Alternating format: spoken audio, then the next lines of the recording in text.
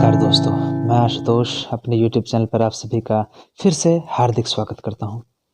दोस्तों, आने वाले टेस्ट के लिए यह जो क्वेश्चन आंसर है, जिसमें कुल 13 प्रश्न हैं और उसके आंसर भी मैं बताऊंगा, ये बहुत ही उपयोगी हैं, इसलिए एक बार इसको आप देख लें। चलिए शुरुआत करते हैं। शोध में पाया गया कि कॉग्निटिव ओवरलोड सीखने की प्रक्रिया को धीमा कर देती है। इस बात को ध्यान में रखते हुए हमें किस प्रकार से फीडबैक देना चाहिए? किन्हीं 2 बिंदुओं को चुनकर उन पर फीडबैक देना चाहिए। उन मुख्य बिंदुओं पर फीडबैक दें जिनका सीखने के उद्देश्य से सीधा संबंध हो। हर बिंदु को आसान शब्दों में कहकर फीडबैक देना चाहिए या प्रत्येक बिंदु पर विस्तार से फीडबैक देना चाहिए। तो दूसरा है इसका उत्तर सही। उन मुख्य बिंदुओं पर फीडबैक दें जिनका सीखने के उद्देश्य से सीधा संबंध हो। दूसरा प्रश्न, अपने कक्षा में बच्चों को चित्रकारी करते हुए एक तज्ञ ने यह समझा कि चित्रकारी करना लिखना सीखने के लिए एक महत्वपूर्ण चरण है। चित्रकारी लिखना सीखने के लिए जरूरी क्यों है? दिए गए विकल्पों में से सबसे उचित विकल्प क्या है?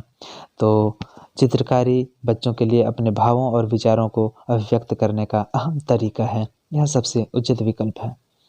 तीसरा, अजय ने अपनी कक्षा में बच्चों को लिखना सीखने को लेकर काफ़ी उत्साहित पाया। आपके हिसाब से बच्चों में लिखना सीखने के लिए को लेकर के इतना उत्साह क्यों होगा? दिए गए विकल्प में सही विकल्प जो है वह चुनें। तो इसका पहला विकल्प सही है, अपने भाव, योजनाओं और विचारों को अभिव्यक्त करने के लिए। एक केक के 18/45 और 6/10 दो भाग किए गए हैं। आपको सबसे बड़ा भाग लेना है, तो कौन सा भाग आप लेंगे? तो 18/45 और 6/10। इसका जब हम गुणांक देखते हैं तो 6 तिया 18 तो हो जाता है, लेकिन 10 तिया 30 ही होता है। इसका मतलब पहली जो संख्या है पहला जो भिन्न है उसमें नीचे बड़ी संख्या है, तो बड़ी संख्या से जब भाग दे देते हैं उतनी ही बड़ी संख्या को, मान लीजिए इधर 3 गुना कर देंगे, 6/10 को 3 गुना कर देंगे तो 6 तिया 18, 10 तिया 30, तो 18/30 होगा। और इधर 18/45 है, तो जाहिर है कि आपका बड़ा कौन होगा? 18/30। ठीक है, तो 6/10 सबसे बड़ा होगा। विप्लव जी अपनी कक्षा के बच्चों को ऐसा फीडबैक देते हैं जिस पर कार्य करके उनके छात्र सीखने की प्रक्रिया में सफल होते हैं। आपको क्या लगता है विप्लव जी फीडबैक को किस प्रकार से परिभाषित करते हैं? तो बच्चों को ऐसी जानकारी देना जिससे उनकी अभी की समझ और सीखने के उद्देश्य के बीच में जो मौजूदा अंतर है वह खत्म हो जाए। ठीक है, चलिए छठा प्रश्न है, सुल्ताना जी का मानना है कि हर कार्य पर अपने छात्रों को फीडबैक देना सकारात्मक फीडबैक की ओर इशारा करता है। सुल्ताना जी के विचारों के बारे में आपकी क्या राय है? तो इस विचार से असहमत है। क्यों? क्योंकि जरूरी नहीं है कि हर कार्य के बाद फीडबैक दिया जाए, और हर कार्य के बाद दिया गया फीडबैक जो है वह असरकार नहीं हो सकता है। जहाँ फीडबैक देने की ज़रूरत पड़ती है, जहाँ कोई हतोत्साहित हो रहा है, जहाँ कहीं कोई गलती है उसमें कुछ सुधार करना हो, तो हम फीडबैक देते हैं, लेकिन वह प्रशंसा करते हुए कि यहाँ से यहाँ तक आपका सही है और इस जगह ये जोड़ दें तो उसमें सबसे अच्छा हो जाएगा। तो इस विचार से मैं सहमत नहीं हूँ। अपनी कक्षा के बच्चों से दिए हुए फीडबैक पर व्यक्तिगत रूप से बातचीत करना फिर देखो प्रभावकारी बना सकता है। इस विचार से के बीच में क्या धारणा हो सकती है? इसमें दोनों धारणा हो सकती है कि बच्चे फीडबैक की प्रक्रिया में सक्रिय भूमिका निभाते हैं। बच्चे किसी फीडबैक की उपयोगिता स्वयं तय करते हैं। बच्चों द्वारा किए गए किसी भी कार्य के अंत में दिया गया फीडबैक किए गए कार्य में सफलता सुनिश्चित करता है। इस कथन पर गहराई से विचार करें और फीडबैक देने के इस तरीके पर अपनी राय व्यक्त करें। तो फीडबैक देने का यह तरीका सार्थक है।